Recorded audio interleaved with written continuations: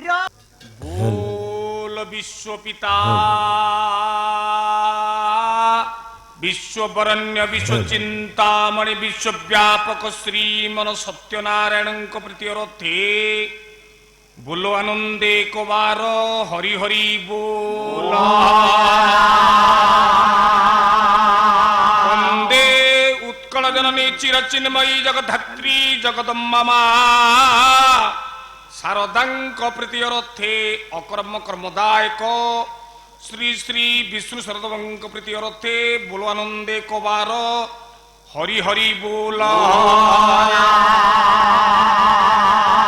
सर्वमंगल विधान करी सर्वे बोलंतु आहुरी एक बार हरि हरि बोल।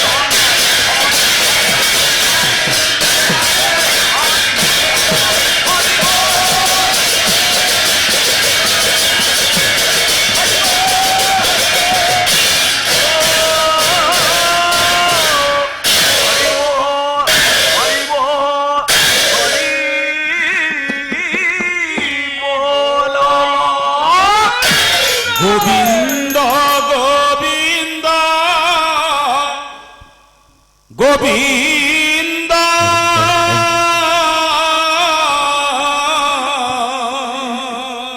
ମଧୁ ବାଳୁଛି ମକରଙ୍ଗ ସେ ମକରଙ୍ଗ ପାନକାରୀ ବୋଲ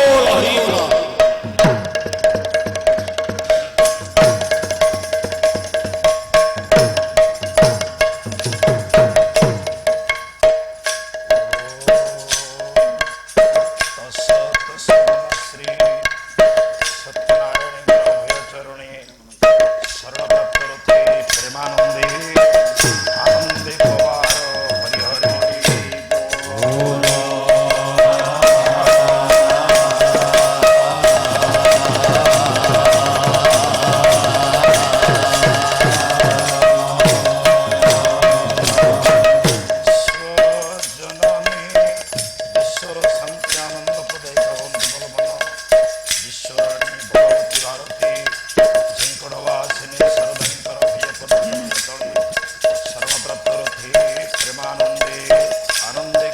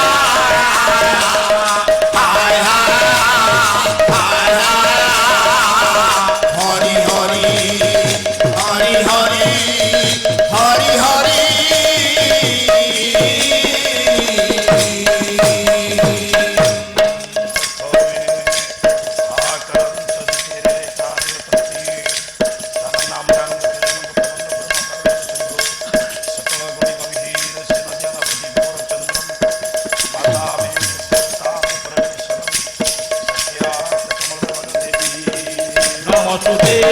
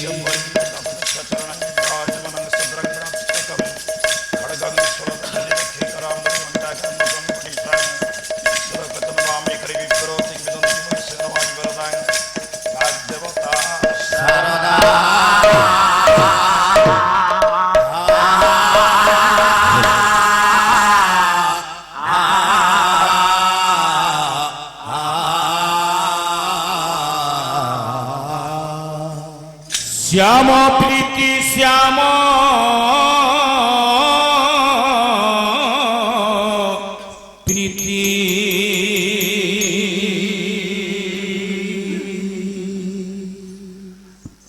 শ্যাম প্রীতি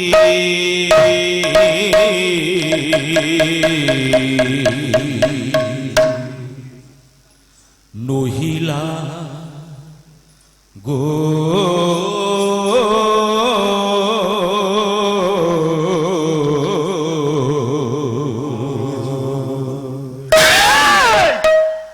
আগদুতি আজ রাতি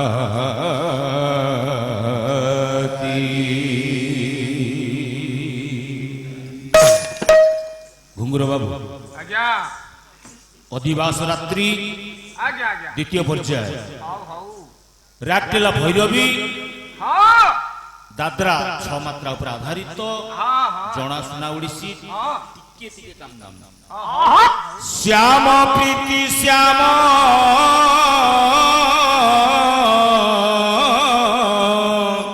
প্রীতি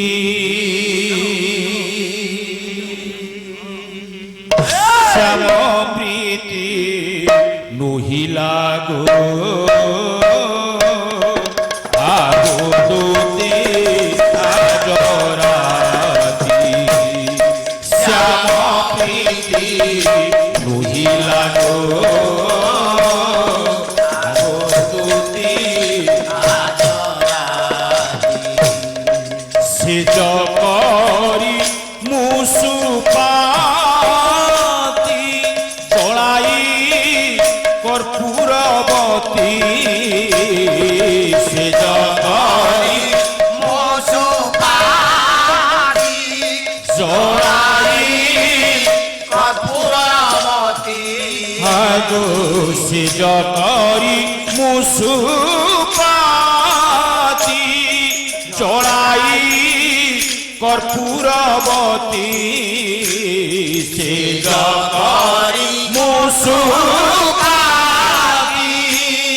জড়াই কর্পূরবতী উজাগরে দেখো আসি গো জাগরে আসি রাতি সারা বাহিলা গো আগদুতি আজ রাতি শ্যাম প্রীতি উড়িলা গো আগদুতি আজ রাতি করিথিলি প্রীতি আশা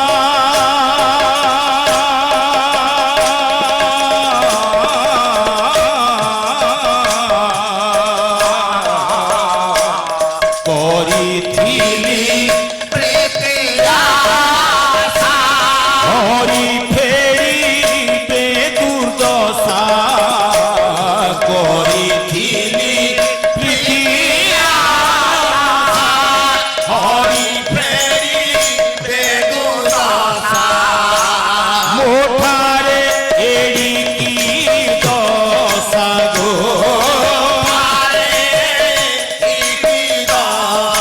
মোঠারে এড়িকি দশা গো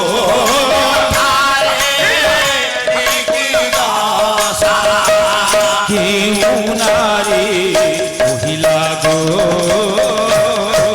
আগদুতি আজ রাতি শ্যাম প্রীতি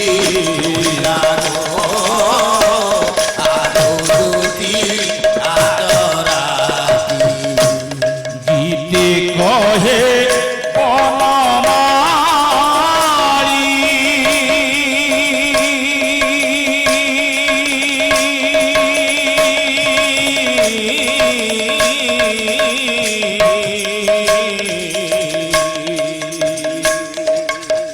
বনমালী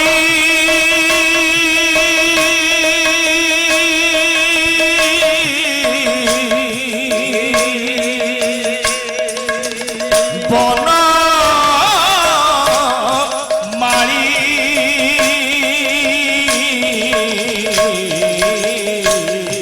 গীতে কহে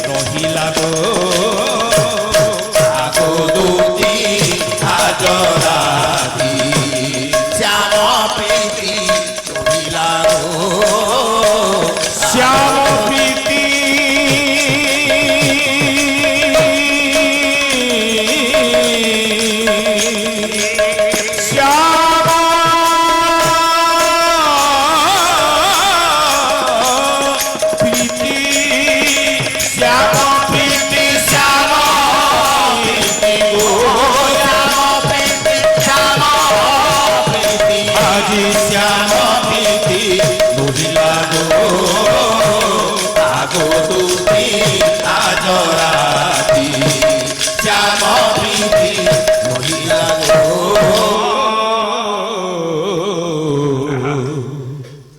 আগদূতি আজ রাতি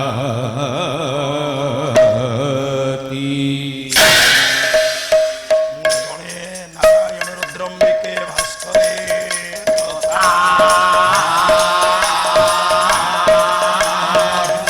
কর্তব্য পঞ্চদিন নমস্তুতে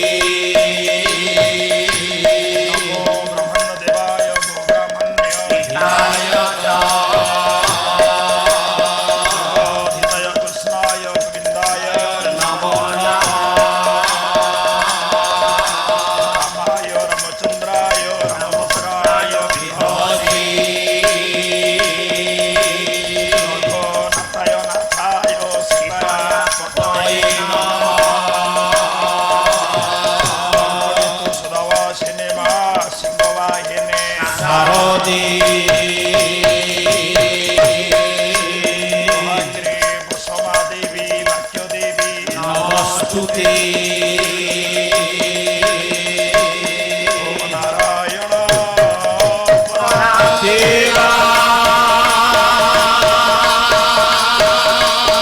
নারায়ণ পরাক্ষরা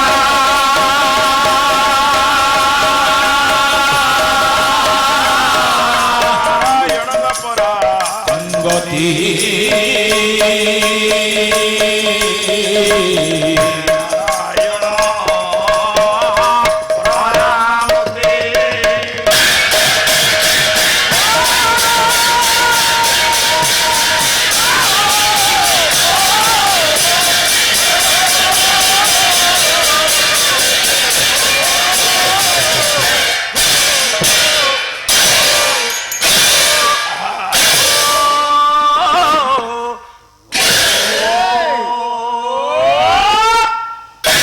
নারায়ণ পরাহা মুকুতি হে অন্তর্যামী নাথ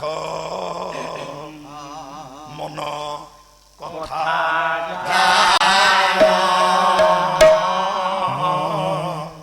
সত্য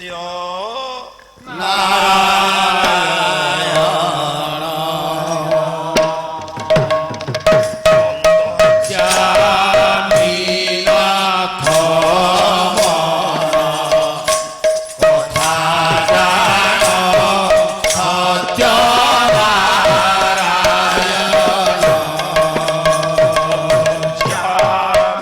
জামিনাথ কথা জান সত্য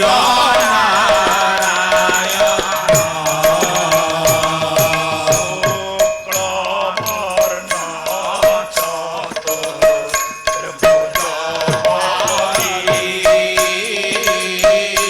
শঙ্খ চক্র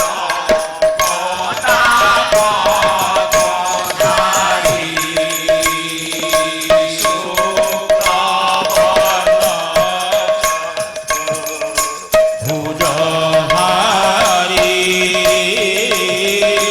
সমচক্র গদাধরি গড়ে ভোজ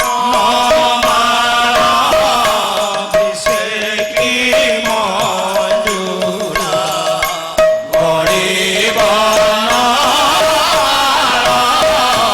দিশে কি মঞ্জুরা জয়ন্তী মালা কি শোভন সত্যনারায়ণ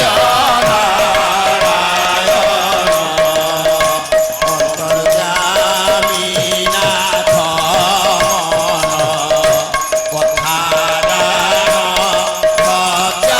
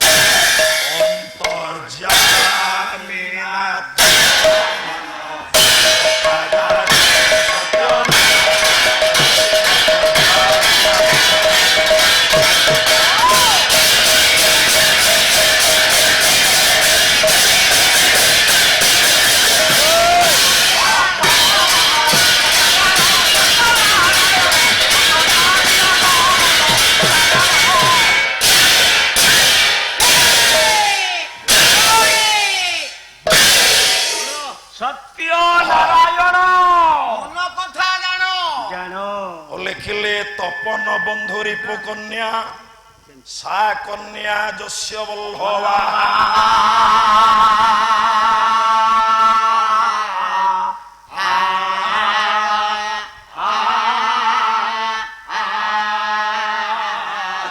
ତସ୍ୟ ହାର ରିପୁକାନ୍ତ ସକାନ୍ତ ବରଦୋ ଭବ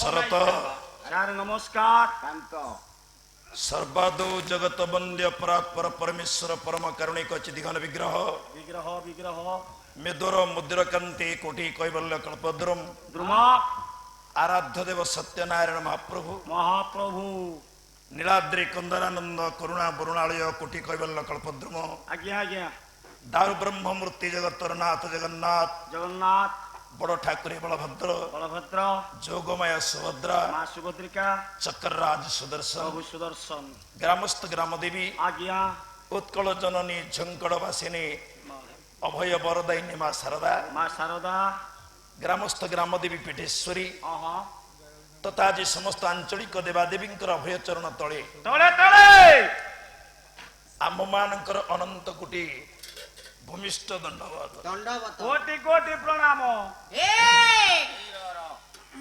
ଶରତ ସାରେ ଆଜି ହଉଛି ଅଧିବାସ ପାଲା ଆଜି ହଉଛି ଅଧିବାସ ପାଲା ନାମ ଯଜ୍ଞ ଜ୍ଞାନ ଯଜ୍ଞର ଅଙ୍କୁରାର୍ପଣ ଆଜ୍ଞା ଆଜ୍ଞା ବାବୁରୀ ଏହି ମହତ ଅନୁଷ୍ଠାନ ସଂସ୍କୃତି ସମ୍ପନ୍ନ ଆଚ୍ଛା ରାମଚନ୍ଦ୍ରପୁର ବରପଦା ତଥା ସମ୍ମିଳିତ ଗ୍ରାମବାସୀ ମାନଙ୍କର ଭଗବତ ପ୍ରେମର ସ୍ମାରକକୁ ବହନ କରି ଆଜ୍ଞା ସବୁ ବର୍ଷ ପରି ଏ ବର୍ଷ ସାରସ୍ୱତ ମହାମହୋତ୍ସବ ପ୍ରତିଯୋଗିତା ବାଦପାଲା ଏହି ବାଦପାଲାର ଆରମ୍ଭ ବା ଅଧିବେଶନ ରାତିର ଦ୍ୱିତୀୟ ପର୍ଯ୍ୟାୟରେ ଆହା ମୋର ଉପବେଶନ କରିଥିବା ଆସନାସୀନ ନିକଟାଗତ ଦୂରାଗତ ଆଚ୍ଛା ସମସ୍ତ ଅଡ଼ୋଶୀ ପଡ଼ୋଶୀ ପାଲା ସାହିତ୍ୟ ପାଲା ସଂସ୍କୃତି ପ୍ରେମୀ ବିଦଗ୍ଧ କଦମ୍ବ କଦମ୍ବ କଦମ୍ବ ଏବଂ ଏ ଅନୁଷ୍ଠାନର ସଭାପତି ସମ୍ପାଦକ ଆଚ୍ଛା କୋଷାଧ୍ୟକ୍ଷ ସକ୍ରିୟ କର୍ମକର୍ତ୍ତା ମହୋଦୟ ଆହା ରାମଚନ୍ଦ୍ରପୁର ତଥା ବରପଦା ଆଜ୍ଞା ସମସ୍ତ ସର୍ବୋଦୟ ଗ୍ରାମବାସୀ ଗ୍ରାମବାସୀ ଏବଂ ସାମ୍ପ୍ରତିକ ଯୁବ ସମ୍ପ୍ରଦାୟ ଆଚ୍ଛା ମୋର ସମସ୍ତ ବ୍ରହ୍ମସ୍ୱରୂପ ବ୍ରାହ୍ମଣ ସମାଜ ସାଧୁ ବୈଷ୍ଣବ ସମାଜ ସମସ୍ତଙ୍କ ପ୍ରଥମ ରଜନୀରେ ଆହା ଏହି ଅକିଞ୍ଚନର ବିନମ୍ର ପ୍ରଣାମ ପ୍ରଣାମ ପ୍ରଣାମ ଗୁଡ ନାଇକି ବାବୁରେ ଆଜ୍ଞା ମହଜନ ଯତସ ଗତସ ପନ୍ଥା ପନ୍ଥା ଏ ବର୍ଷ ଯୋଡ଼ିଟା ଟିକେ ବ୍ରାହ୍ମଣ କରଣ ଭିତରେ ଆଜ୍ଞା ଆଜ୍ଞା ଭଲ ଗୋଟିଏ ପଟରେ ବ୍ରାହ୍ମଣ ଗୋଟିଏ ପଟରେ କରଣ କରଣ ଶେଷରେ ନ ଅଛି ଆଉ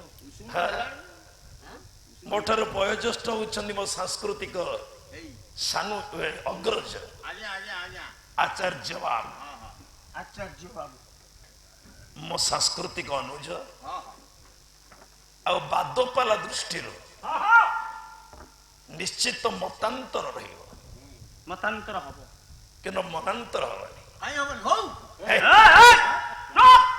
ନାଇଁ କାରଣ ବିଦ୍ୟା ବିବାଦାୟ ଜ୍ଞାନ ମାଦାୟ ବାଦାୟ ବିଦ୍ୟାଟା ବିବାଦ ଉପରେ ନଥାଏ ତାହେଲେ ବିବାଦ ଏଇଥିପାଇଁ ବାଦିପାଲାରେ କରାଯାଏ କୋଉଥିପାଇଁ ସାରେ କଳି ନୁହେଁ ଆଉ ଜ୍ଞାନାୟ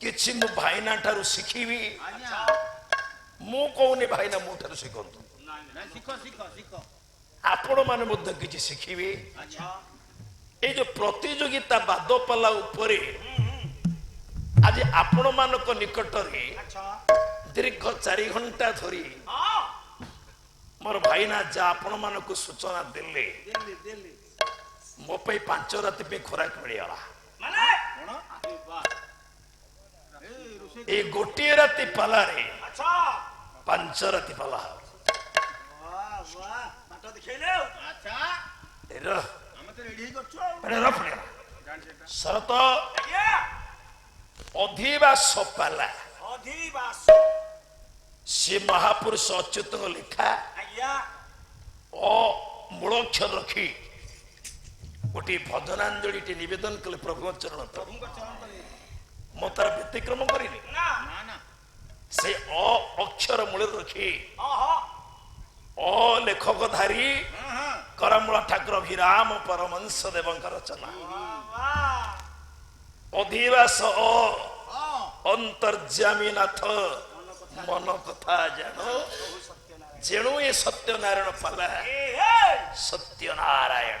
ନାରାୟଣ ମୁଁ କହିବି ଭାଇ ଟିକେ ଖାଇବ ତ ପରେ ସାଙ୍ଗ ହେଇଗଲେ ଖାଇବା, କିଛି କଥା ନାହିଁ ବସ୍ତା ଟିକେ ପାଲା ଟିକେ ଶୁଣ। ଆଗେ ଟିକେ ମୋ ବାସି କାମ ଓଡିଶାରେ ଆଜ୍ଞା ଆଜ୍ଞା ଅଳିଆ ସଫା କର ଆଜି ତ ଆଶିଷ ଭଜନାଞ୍ଜଳିଟିଏ ପ୍ରଭୁଙ୍କ ଚରଣ ତଳେ ବାଡ଼ି ସାରିଲା ପରେ ଗୋଟେ ଆଶିଷ ବାଚକ ମଙ୍ଗଳାଚରଣରେ ପଢିଛି। ତାଙ୍କର ପ୍ରଶ୍ନ ଉତ୍ତର ଆମର ହିଁ ପ୍ରଶ୍ନ। ତପନ ବନ୍ଧୁ ରିପୁ କନ୍ୟା ଶରତ ତପନ କହିଲେ ସୂର୍ଯ୍ୟ, ସୂର୍ଯ୍ୟଙ୍କର ବନ୍ଧୁ କିଏ? ପଦ୍ମ। ଆପଣ ମାନେ ଜାଣିଛନ୍ତି ସୂର୍ଯ୍ୟଙ୍କ ସହିତ ପଦ୍ମର ସମ୍ପର୍କ ଅଛି। ଆଉ ପୁରାଣ ବାଦକୁ ଯଦି ଆପଣ ମାନେ ଦୃଷ୍ଟି ପକେଇବେ, ଆପଣ ମାନେ ଲକ୍ଷ୍ୟ ରଖିବେ 4 ଜଣ ଦେବାଦେବୀ ପଦ୍ମ ଧାରଣ କରନ୍ତି ବା ପଦ୍ମ ପ୍ରିୟ। ସାରେ 4 ଜଣ ଦେବତା କିଏ ତାହେଲେ?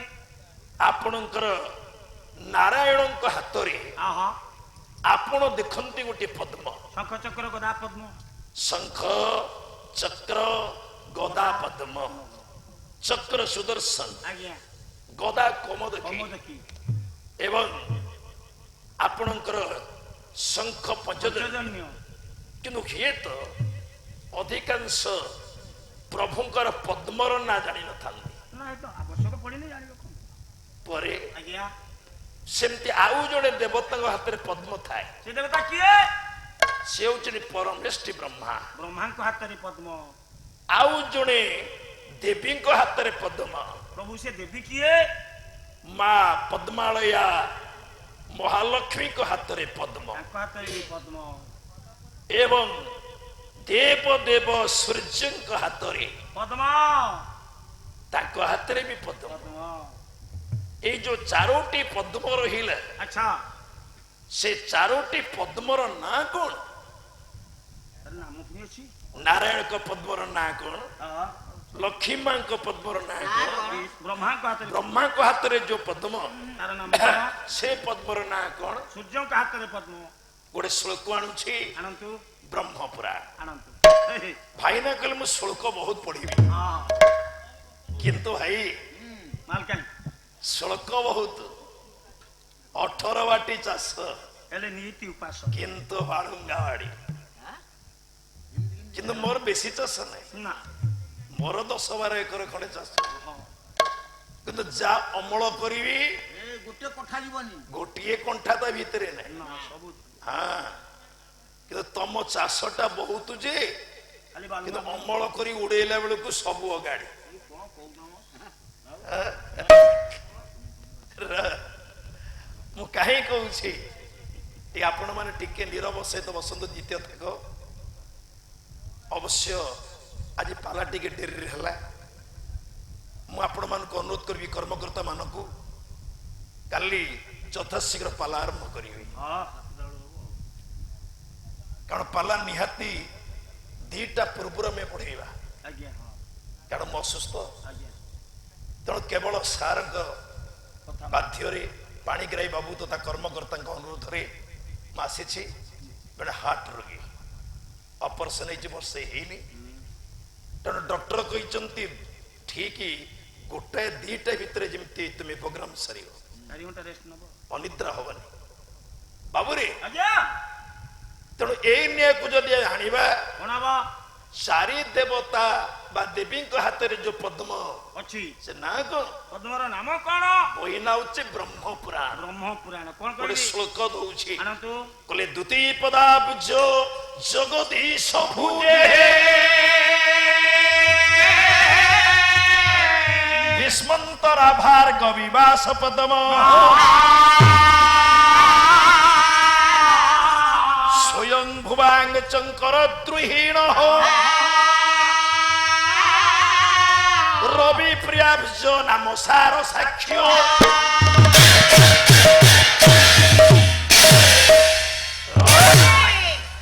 শরত କଣ କହିଲା? আজি ব্রহ্ম পুরাণরে ভগবান ব্যাস কহিলে କଣ କହିଲେ ପ୍ରଭୁ? প্রভুঙ্ক হাতরে যে পদ্মটা রহিলা নারায়ণଙ୍କ হাতরে ତାର নাମ କଣ?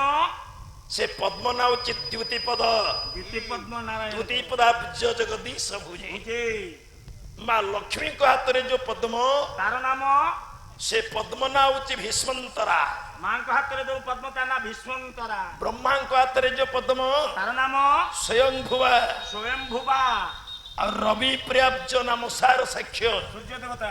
সূর্য দেবতা যে পদ্ম ধারণ করতে ତାର নাମ? সে পদ্মর নাম হচ্ছে সার সাক্ষ্য। ତାର ସାକ୍ଷ୍ୟ। তেণু আজ্ঞা। সূর্যঙ্কর প্রিয় বন্ধু ହଁ। হচ্ছে পদ্ম। ପଦ୍ମ। কিন্তু পদ্মর শত্রু কিଏ? ପଦ୍ମର ଶତ୍ରୁ କଂଗ୍ରେସ। ইলেকশন সময় বড় রাজনীতি করে বেশি খেলা পদ্মর শত্রু হচ্ছে কংগ্রেস। এর কংগ্রেস কোন?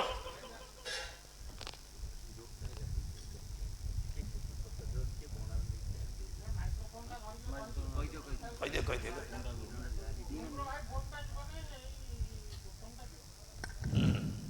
ଆଜ୍ଞା ଯଦି କି ବଣାରେ ଗୋଟେ ହିରୋ ହୋଣ୍ଡା ଗାଡି ନେଇଛନ୍ତି ଏଠି ଆଣି ଦେଇଦେଲେ ଭଲ ହବ। ଆମ ଆକୁଳ ଭାଇର ଗାଡିଟା ଏଠୁ ଚୋରି ହେଇଛି ମାନେ ନେଇଯାଇଛି ସେ କହୁଛନ୍ତି। ଆପଣ ଟିକେ ଦେଖନ୍ତୁ ବଣାରେ ଯଦି କିଏ ନେଇଦେବେ ଦେଇଦେବେ। ନହେଲେ ଆଉ ହିରୋ ହୋଣ୍ଡା ଗାଡି କାହାର ଅଛି ବି ଟିକେ ଦେଖି ଦିଅନ୍ତୁ, ଚେକ୍ କରିଦିଅନ୍ତୁ।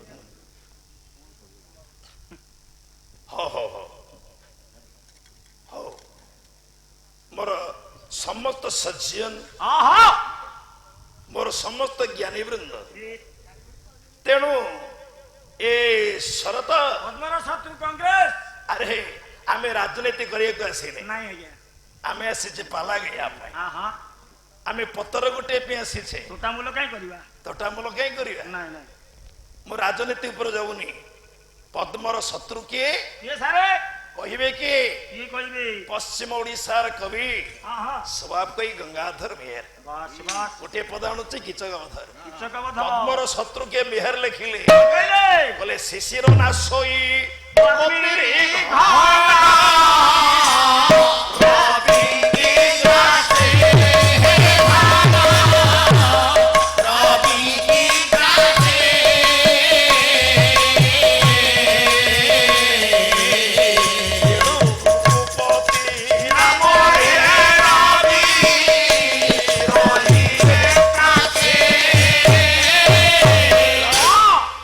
ଶିଶିର ନା ଶୋଇ ପଦ୍ମିନୀ ମାନେ ଶିଶିର ପଦ୍ମବନକୁ ନଷ୍ଟ କରିଦିଏ।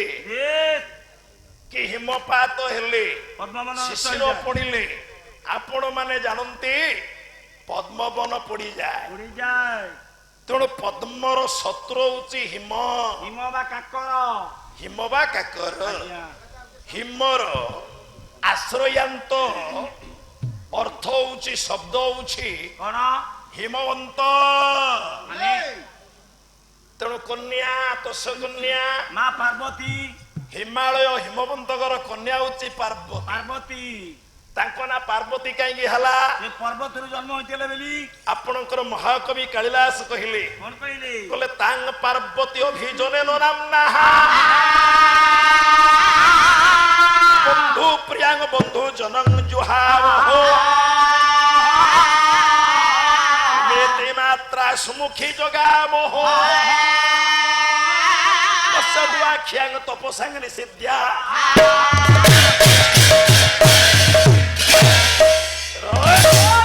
শরত ଆଜ୍ଞା।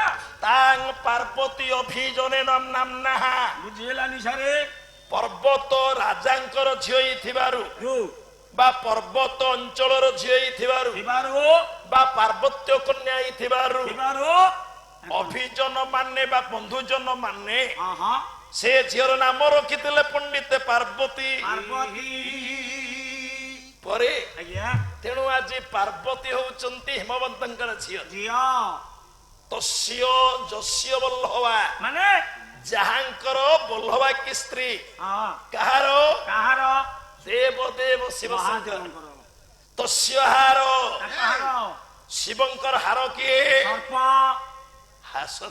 ସର୍ପ ଆଜ୍ଞା ତସ୍ୟ ଶତ୍ରୁ ମାନେ ସାପର ଶତ୍ରୁ କିଏ ମୁଳିଆ ଠେଙ୍ଗା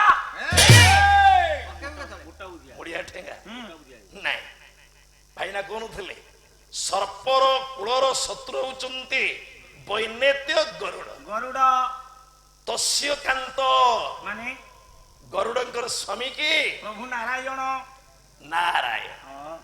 କୋଉ ନାରାୟଣ ନାରାୟଣ ଆଜ୍ଞା ଏଇଠି ମୋର ଭାଇନା କହିଲେ କଣ ସେ ନାରାୟଣ କିଏ କିଏ ନା ଅନନ୍ତ ଶୟନରେ ଯିଏ ଶୟନ କରିଥାନ୍ତି କରିଥାନ୍ତି ସେଇ ସତ୍ୟ ନାରାୟଣ ସମସ୍ତ ଆଶୀର୍ବାଦ କରନ୍ତୁ। କରନ୍ତୁ ବୁଲାନ୍ତି କବାଟ ର କିନ୍ତୁ ଅନନ୍ତ ନାରାୟଣ ଭାଇନା ସତ୍ୟ ନାରାୟଣ ନୁହନ୍ତି।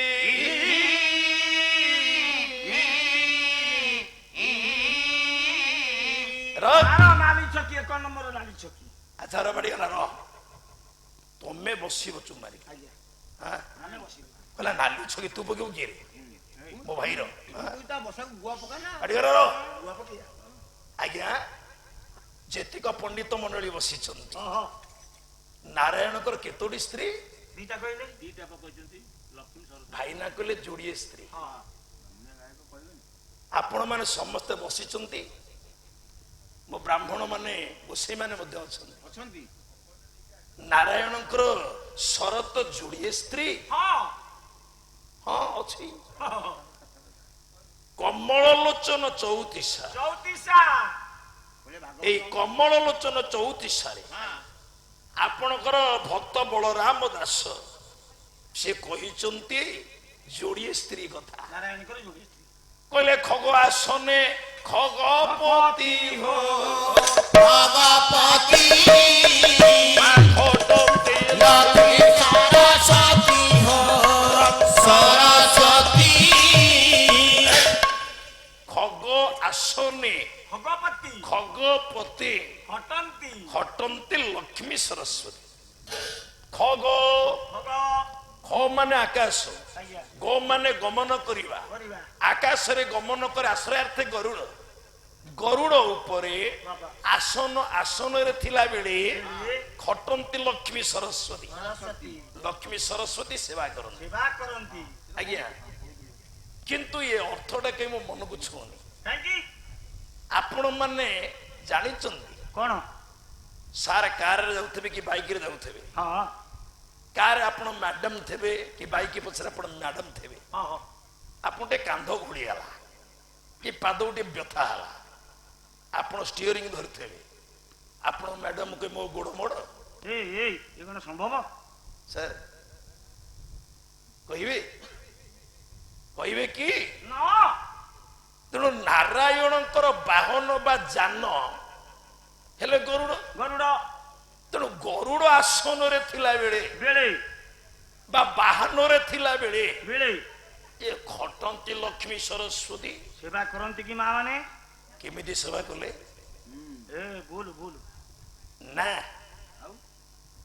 ସେ ଅର୍ଥ ନୁହେଁ ନା ଆଉ ଗୋଟେ ଖର ଅର୍ଥ ହଉଛି କଣ ଏକାକ୍ଷର କୋଷରେ ଖ ଅର୍ଥ ହଉଛି ଗର୍ତ ଗର୍ତ୍ତ ବା ଗାତ ଗର୍ତ୍ତକୁ ଗ ମାନେ ଗମନ କରେ ଯିଏ ହଁ ତା ଅର୍ଥ ହଉଛି ସର୍ପ ସର୍ପ ଗାତରେ ପଶେ ସର୍ପ ଆସନରେ ଥିଲା ବେଳେ ବେଳେ ଆପଣ ମାନଙ୍କ ଘରେ ଅନନ୍ତ ଶୟନ ଫଟୋ ଥିବ ମା ପ୍ରାୟ ପ୍ରାୟ ଥିବ ସେ ଅନନ୍ତ ଶୟନ ଆଜ୍ଞା ସର୍ପ ଶୟନରେ ଥିଲା ବେଳେ ବେଳେ ଖଟନ୍ତି ଲକ୍ଷ୍ମୀ ସରସ୍ୱତୀ ହଁ ସେତିକି ବେଳେ ଖଟନ୍ତି ସେତିକି ବେଳେ ଆଜ୍ଞା ଲକ୍ଷ୍ମୀ ସେବା କରନ୍ତି ପାଦ ସେବା ଆଉ ମା ଭଗବତୀ ସରସ୍ୱତୀ କର୍ଣ୍ଣ ପାଖରେ ବୀଣା ବାଦନ କରନ୍ତି ମ୍ୟୁଜିକ ଦିଅନ୍ତି ମା ପ୍ରଭୁଙ୍କର ସୁନିଦ୍ରା ହବ କିନ୍ତୁ ଆଜ୍ଞା ବଳରାମ ଦାସ କହିଲେ ଇଏ ଖଟିବା ସ୍ତ୍ରୀ ଏ ଯୋଉ ସ୍ତ୍ରୀ ସ୍ୱାମୀର ଶଯ୍ୟା ସଙ୍ଗିନୀ ନ ହେଲା ଆମେ ତାକୁ ସ୍ତ୍ରୀ ରୂପରେ ମାନିବା? ନା ନା ତେଣୁ ପ୍ରଭୁଙ୍କର ବେଡ୍ ବା ପ୍ରଭୁଙ୍କର ଶଯ୍ୟା ହଉଛି ଶେଷନାଗ। ଶେଷନାଗ ଉପରେ ଲକ୍ଷ୍ମୀଙ୍କର ଶୟନ କରିବାର ଅଧିକାର ନାହିଁ କି ସରସ୍ୱତୀଙ୍କର ଅଧିକାର ବି ନାହିଁ।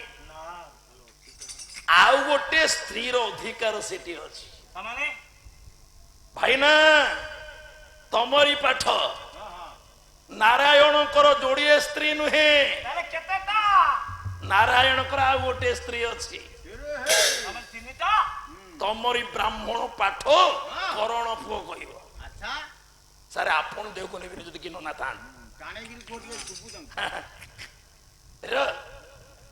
ତାହେଲେ ସେ ନାରାୟଣଙ୍କର ସ୍ତ୍ରୀ ନାଟି କଣ ପ୍ରଥମ ସ୍ତ୍ରୀ? ଆମର କର୍ମକାଣ୍ଡ ଶ୍ଲୋକଟି ଆଣୁଛି, ହଉଛି କି ନାଇଁ ଆପଣ କହିବେ? କହିଲେ ବସୁଧେ ହେମଗର୍ଭାସି ଶେଷାଙ୍କ ପୁରିଷାଇନି ପୂଜାର୍ଥେ ଦେଇ ମେ ସ୍ଥାନ ये गृहणार्घ्यं नमस्तुते।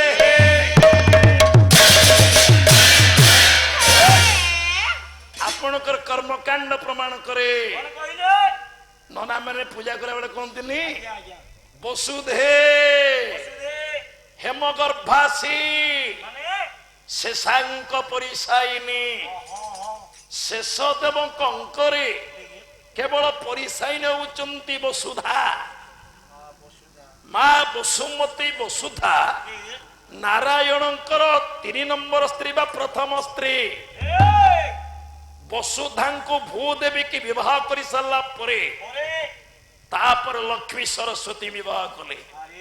अरे प्रथम स्त्री सज्जा संगिनी हम ना आज्ञा। द्वितीय प्रमाण आम आर्य धर्म हिंदू धर्म सेज छाड़ा पर ठारू सेज को जीवा पर्यंत विधि विधान सब लिखाई। तेणु आपण मैंने चिंता करंतु आमे प्रथम ये पंडित मंडली माँ मैंने सेज छाड़ू गोटे बड़ अपराध कौन बड़ अपराध माँ को आमे प्रथम गोईठा मारू। माँ किए माँ वसुधा जगत जननी वसुधा आम भागवत कहनी कले माता मध्य वसुमती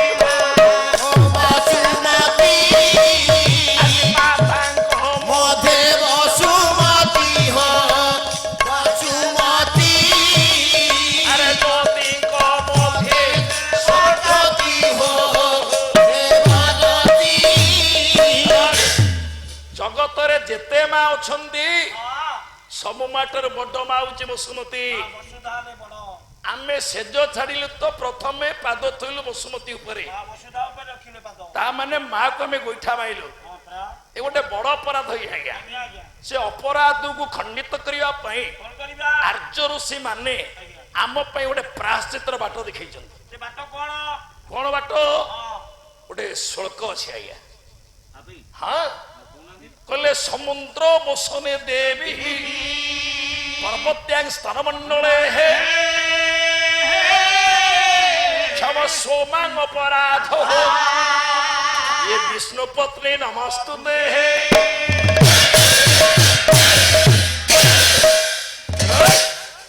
वसुमती की से कौन आम संबोधन करूँ कहले हे माँ तोर वस्त्र हूँ समुद्र तोर स्तन्य हूँ पर्वत मंडल मु तो ऊपर आज पाद दे जो अपराध करी हे विष्णु पत्नी नमस्तुभ्यं मु ते नमस्कार करुच्ची क्षमा मागुची। तेणु आपणकर कर्मकांड नारायणकर 3 नंबर स्त्री होउचंती वसुधा ना भूल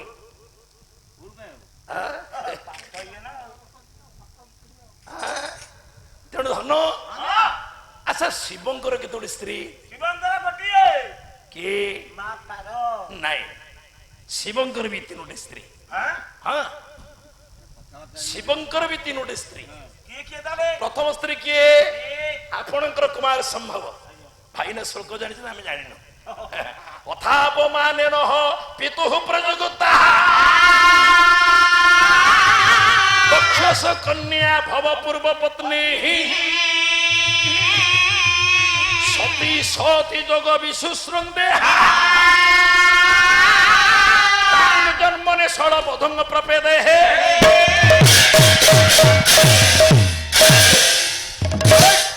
ଶରତ ଶିବଙ୍କର ପ୍ରଥମ ପତ୍ନୀ କାଳିଦାସ କହିଲେ ଯେ ଭବ ପୂର୍ବ ପତ୍ନୀ ଦକ୍ଷସ କନ୍ୟା ମାନେ ଦକ୍ଷ କନ୍ୟା ସତୀ ଶିବଙ୍କର ହଉଛନ୍ତି ପୂର୍ବ ସ୍ତ୍ରୀ ଚେତନ ସ୍ତ୍ରୀ ପରବର୍ତ୍ତୀ ପାର୍ବତୀ ଜନ୍ମ ହେଲେ ଆଜ୍ଞା ଏବଂ ଆଉ ଗୋଟେ ସ୍ତ୍ରୀ ସେ କିଏ ଗଙ୍ଗା ଗଙ୍ଗା ପାର୍ବତୀ ସତୀ ତିନୋଟି ସ୍ତ୍ରୀ ଆଜ୍ଞା ଶିବଙ୍କର ତିନିଟା ସ୍ତ୍ରୀ ଆଜ୍ଞା ବ୍ରହ୍ମାଙ୍କର କେତୋଟି ସ୍ତ୍ରୀ ବ୍ରହ୍ମାଙ୍କର ଗୋଟେ ତୋର ତ ଗୋଟେ ସେ ସୃଷ୍ଟିକର୍ତ୍ତା ନା ସେ ଅଧିକା କାଇଁ କରିବେ ନାହିଁ ଗୋଟିଏ ତାଙ୍କର ମା ମାନେ ବ୍ରହ୍ମାଙ୍କର ବି ତିନି ସ୍ତ୍ରୀ ବ୍ରହ୍ମାଙ୍କର ବି ପଣ୍ଡିତ ତିନି ସ୍ତ୍ରୀ ଆମ ଭାଗବତ କହିନି ସେ ତିନି ସ୍ତ୍ରୀ କିଏ बोले सुरा सावित्री गायत्री हो गायत्री सुरा सावित्री गायत्री हो गायत्री ये तीनी ब्रह्मा करती हो सुरा एक सावित्री दुई गायत्री ये तीन ब्रह्मांकर स्त्री या କେତେବେଳେ ଜଣା ପଡିଲା ଦେବତା ମାନେ ओडिया ଶିକ୍ଷା भागवत मो पाठर आज्ञा ठीक अवश्य मनीष मात्रे भूल थाई पारे किंतु मु जेतिकी जानी मु भाबुची ठीक बोली कि मु कहबी ना आज्ञा भूल कथा कहबी जगन्नाथ दारु ब्रह्म हेले ହେଲେ दारु मूर्ति हेले ହଁ ना कि आज्ञा ता माने कोन ए जो बाड़ी अभिशाप देला ସେ ଯୁଗେ से निम्ब काठरे जगन्नाथ हेले ଆରେ ଆରେ କହିଲେ କହୁଛନ୍ତି हाँ? मर्यादा पुरुषोत्तम राम ପ୍ରଭୁ ରାମ पुणी बाड़ी के डरी गछ पछरे लुचिकिरी माइले बाड़ी अभिशाप देला गछ को तू मधुर थेलु जेणु जने शत्रु को लुचेई के रखिचु तू पिता ही जा सेडु निम्ब गछ पिता ही गला आचार्य भाई ये साधारण गायक पाखरे ये कथा शोभा पाए तमे ओडिशार जने आगधाड़ी रो गायक तमे मो पई मध्य नमस्य मो तम पगु एमिति कथा आशा करि नथिली मर्यादा पुरुषोत्तम राम बाड़ी भयरे लुचिकिरी गछ आडुआ रहिबे हाँ? बाड़ी कुआडे ओथा बळ टाणी नबो राम गो पखरु ଆଚ୍ଛା ହେଇଥିବ इरे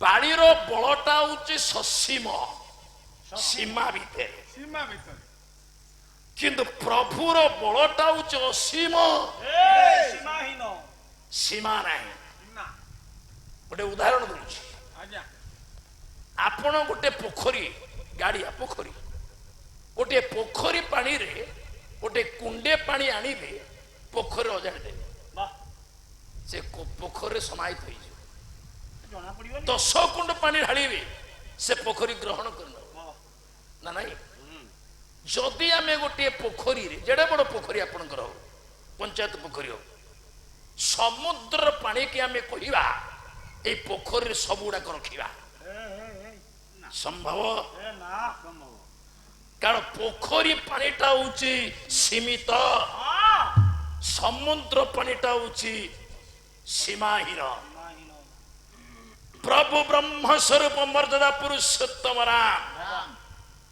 तांको बल होची असीम ସୀମ ବଡର ଅଧିକାରୀ असीम बलटा ससीम रे कोउटी समाहित हबो ଏ ନା बाळीर बलर सीमा केते କେତେ भंज कहले बाळी बलिष्ठ रे साव बल कोटिए सिंह ହଁ तार कोटिए सिंह पर्यंत सगति आउ तेड़ी की नाही ନାଇଁ ତା ତଳେ ଲୁଚୁଥିଲେ ନା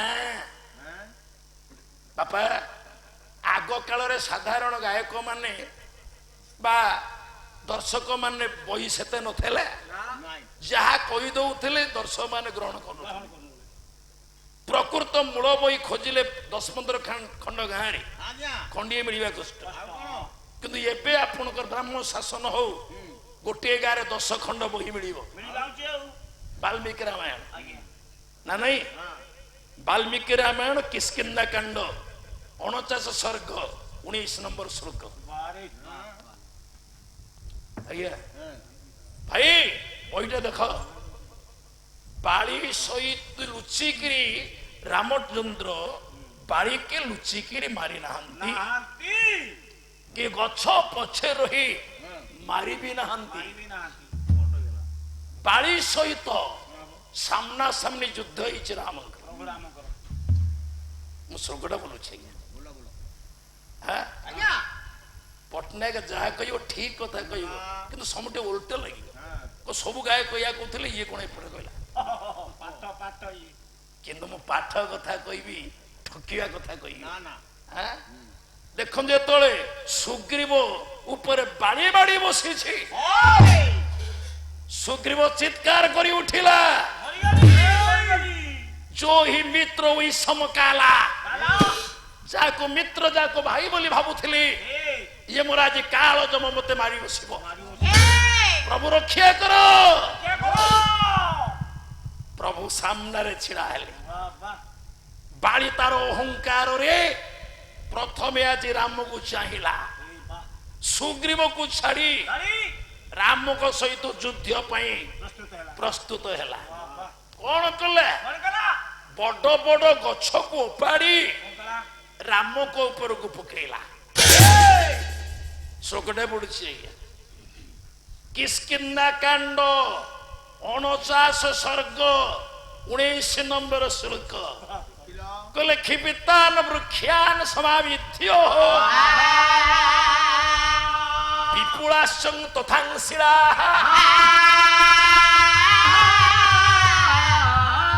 ବାଡ଼ି ବଜ୍ର ସମୀର ବାଣୀ ये वज्रनाभ्रम निपातित हो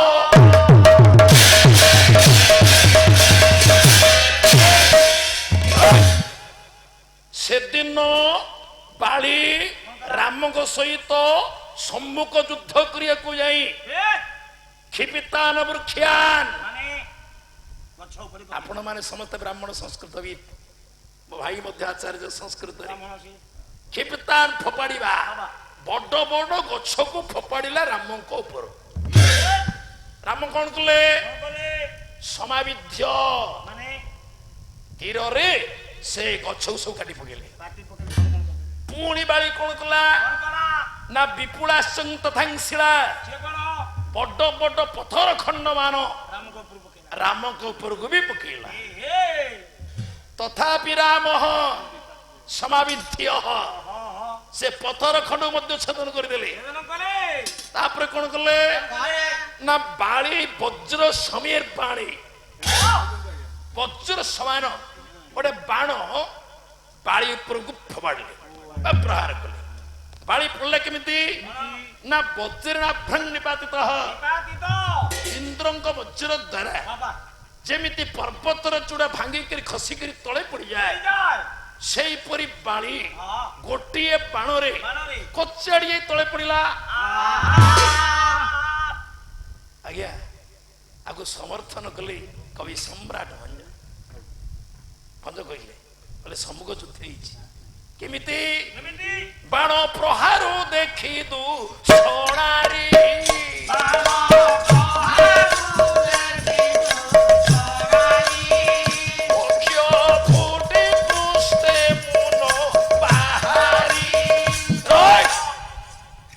पछर मार बाणटा पिठी रे बस छाती बाट बाहर ना नहीं किंतु भंज कवि कहले बाण प्रहार देखी दू सोनारी बक्ष फुटी पृष्ठे मुन बाहरी प्रभुंकर बाणटा छाती रे बसिला एवं पिठी आड़ को मुन जाए बाहर तामने सम्मुख युद्ध ଦିଟା ପ୍ରମାଣ ଦେଲେ ଆଜ୍ଞା। ତେଣୁ ରାମ ଠାକୁରେ ବାଳିର ଅଭିଶାପରେ ଜଗନ୍ନାଥ ଦାରୁ କି ପଥର ହେଇନାହାନ୍ତି, ନା ନା ଏ କାଠର ଦେବତା ହେଇନାହାନ୍ତି। ନା ତାହେଲେ ଦାରୁ ବ୍ରହ୍ମ କାହିଁକି? କଣ ପାଇଁ ତାର ମମ ହେଲେ ଦାରୁ ଶବ୍ଦର ଅର୍ଥ କଣ? ବୋତଲରେ ଯିଏ ଅଛି ଆ, କାଠ ନୁହେଁ ଆଉ କି ଦାରୁ ତ ବୋତଲ କଥା ନୁହେଁ କି ମଦ ନୁହେଁ। ମଦ ନୁହେଁ ଦାରୁ କଣ? କଣ ବହିନା ହଉଛି ମହାପୁରୁଷ ବିଦ୍ୟା। କବି ହେଲେ କୃଷ୍ଣ ଦୈପାୟନ ବ୍ୟାସ। କାହିଁକି ଜଗନ୍ନାଥ ଦାରୁ ମୂର୍ତ୍ତି ହେଲେ? ଦାରୁ ମୂର୍ତ୍ତି ବ୍ୟାସ ଲେଖିଛନ୍ତି। କଣ କହିଲେ ଭାଇ ଟିକେ ବହି ଦେଖ। ବହି କହିଲେ ଖଣ୍ଡ ନାଥ ସର୍ବ ଦୁଃଖା ଅଖଣ୍ଡା ନନ୍ଦଦାନ ତ ଦାରୁ ରୂପ ହିଁ ये दारू ब्रह्मंग भिदयते है।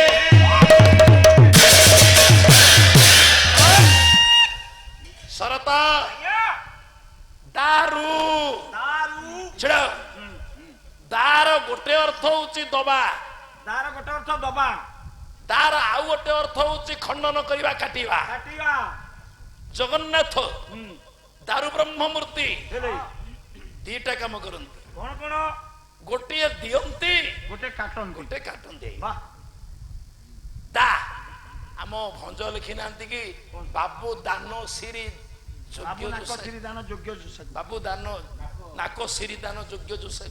ବିହଳ ଏଠି ଦା ଅର୍ଥ ନାକ ସିରି ସ୍ୱର୍ଗର ସମ୍ପତ୍ତି କି ଦିଅ, ଦା ଅର୍ଥ ଦବା। ସୁପର୍ଣ୍ଣିକା ବୁଝିଲେ ସେଠି ଦା କି ନାକର ସୌନ୍ଦର୍ଯ୍ୟ ଦା ମାନେ କାଟିଦିଅ। କାଟିଦିଅ ତେଣୁ ଦା ଅର୍ଥ ଦବା, ଆଉ ଗୋଟେ ଦା ଅର୍ଥ ହଉଛି କାଟିବା। ଜଗନ୍ନାଥ ଏଇଥିପାଇଁ ଦାରୁ ମୂର୍ତ୍ତି କୋଉଥିପାଇଁ କହିଲେ ଖଣ୍ଡନା ଅଙ୍ଗନାଥ ସର୍ବ ଦୁଃଖାନା। କଣ କାଟନ୍ତି? କଣ ଜୀବର ସର୍ବ ଦୁଃଖ ସର୍ବ ଜଞ୍ଜାଳ ଆଚ୍ଛା ତ୍ରିତାପ ହଁ କାମ କ୍ରୋଧ ଲୋଭ ମୋହ ମଦ ଐଶ୍ୱର୍ଯ୍ୟ ଇନ୍ଦ୍ରିୟର ଲାଳସା ହଁ ଆକୁ ସିଏ କାଟି ଦିଅନ୍ତି। କାଟି ପକାନ୍ତି ଦିଅନ୍ତି କଣ? ଦିଅନ୍ତି କଣ? କଣ ଦିଅନ୍ତି ନା ଅଖଣ୍ଡାନନ୍ଦ ଦାନତଃ। ସେ କଣ ଯୋଉ ଆନନ୍ଦ ଖଣ୍ଡିତ ନୁହେଁ ଆଜ୍ଞା ତା ହଉଛି ଅଖଣ୍ଡାନନ୍ଦ। ତାହେଲେ କୋଉ ଆନନ୍ଦ ଖଣ୍ଡିତ ନୁହେଁ ମା ସୁଖ ଯିଏ ଆନନ୍ଦ ସିଏ ନୁହେଁ, ଆଉ ଆନନ୍ଦ ଯିଏ ସୁଖ ବି ନୁହେଁ, ଏଇଟା କି ଏକା ପରା ସୁଖ ଯିଏ ଅଖଣ୍ଡାନନ୍ଦ ନୁହେଁ ଆଚ୍ଛା କି ଚରମାନନ୍ଦ ବି ନୁହେଁ। ସିଏ ବି ସିଏ ନୁହେଁ ସୁଖ ବାପା କଣ ଆରେ ବାପା ଆଜ୍ଞା ସୁଖ ପଛରେ ଆମେ ଗୋଡେଇଛେ। ହଁ ପରା ସୁଖ ସୁଖ ସୁଖ ପାଇବା କେହି ପାଇଛି? ନା ରାଧାନାଥ ଦର୍ଶନ କହିଲେ ସୁଖ ବୋଲି ଯାହା ଜନନେତ୍ରେ ଦିଶେ ରେ ହାତୁ ଆସେ ହାତ ପୋଡ଼ିବା ପାଇଁ ସେ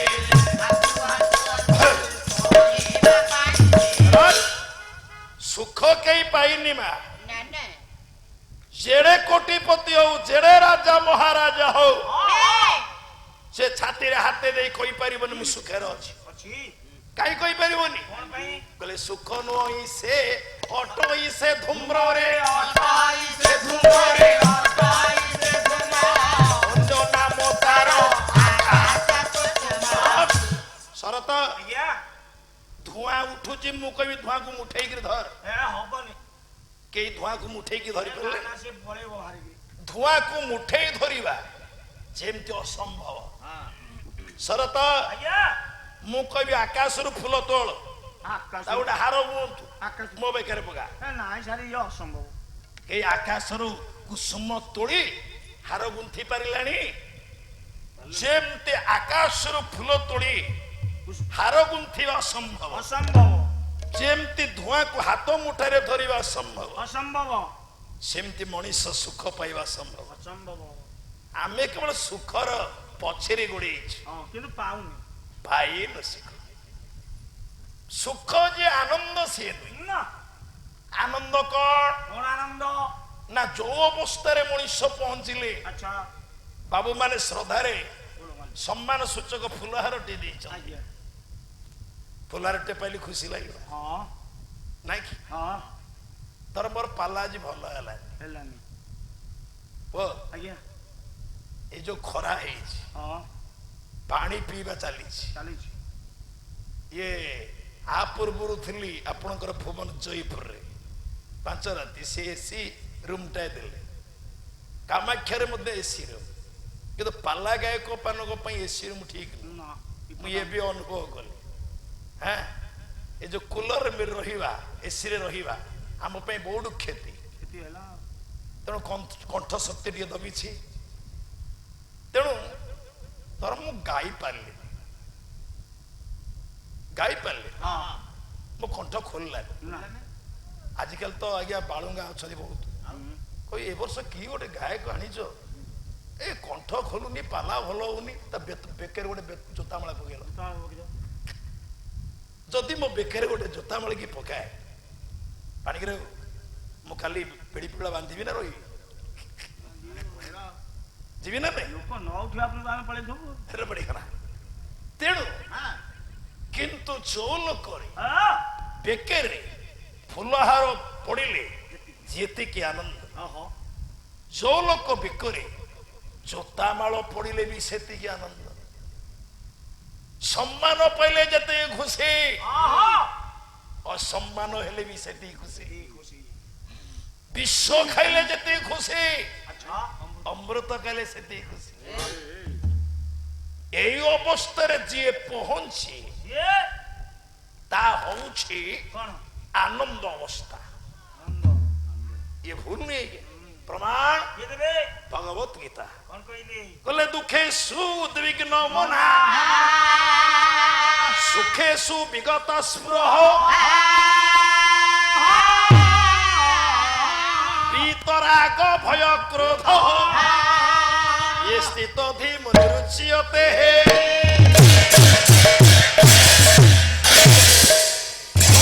শরত আরে দুঃখরে যে উদ্বিগ্ন হুয়েনি কাতর হুয়েনি বলি সুখেরে যে আনন্দিত হুয়েনি বাহ যা মনে রাগ নাহি ନାହିଁ ভয় নাহি ঘৃণা নাহি ନାହିଁ প্রেম নাহি ନାହିଁ অনুরাগ নাহি ନାହିଁ সে হচ্ছে স্থিত ধী মানে সে হচ্ছে আনন্দ অবস্থা ଆନନ୍ଦ ଅବସ୍ଥା ସିଏ উদাহরণ କଣ ସାର୍ ଜାଣିଛନ୍ତି ସେଦିନ ଭଗବାନ ଜିସସ୍ ଖ୍ରୀଷ୍ଟ ଇହୁଦୀ ମାନେ ତାଙ୍କୁ ରାଜଦ୍ରୋହୀ ଅପରାଧରେ କ୍ରସ ଉପରେ ଛିଡା କରିଦେଲେ ବାହ ଲୁହାଣିଆ କଣ୍ଟା ବଡ ବଡ ଲୁହା କଣ୍ଟା ହଁ ଛାତିରେ ଜଙ୍ଘରେ ହାତରେ ପିଟିଲେ ଚାଲିଲି ତଥାପି ଦୁଃଖ ନଥିଲା ଥିଲା ହସ ହସ ମୁହଁ ହଁ ହଁ ହସି ହସି କହୁଛି ଓ ଗଡ୍ ଏମାନେ ଜାଣିପାରୁନାହାନ୍ତି ଭୁଲ କଣ ଠିକ କଣ ଆମକୁ କ୍ଷମା କରିଦିଅ ମା କରିଦିଅନ୍ତୁ ତା ହଉଛି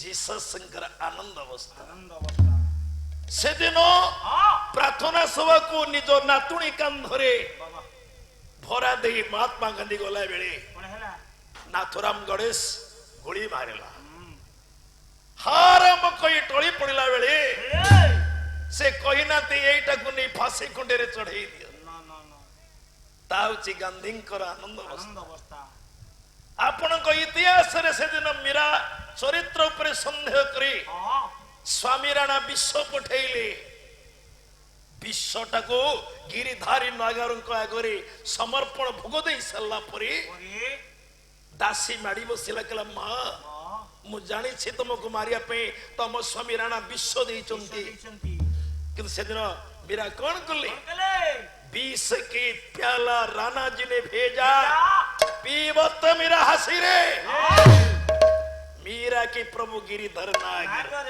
सहज मिले अविनाशी ନାସି विश्वटा को आनंदरे पीगले दुख थिला ନା मरीजी बोली भय थिला ता हଉଛି आनंद अवस्था किंतु अखंडानंद नहीं आनंदर परिवर्तन अछि ହେଲେ କିନ୍ତୁ ଅଖଣ୍ଡାନନ୍ଦ ଥରେ ଜୀବ ପାଇଗଲା ପରେ ସେ ଅଖଣ୍ଡାନନ୍ଦଟା ପରିବର୍ତ୍ତିତ ହୁଏ ସେ ଅଖଣ୍ଡାନନ୍ଦ କଣ କଣ ରାଧାନାଥ ଦର୍ଶନ କଣ କହିଲେ କହିଲେ ମିଶିଯାଏ ଯଥା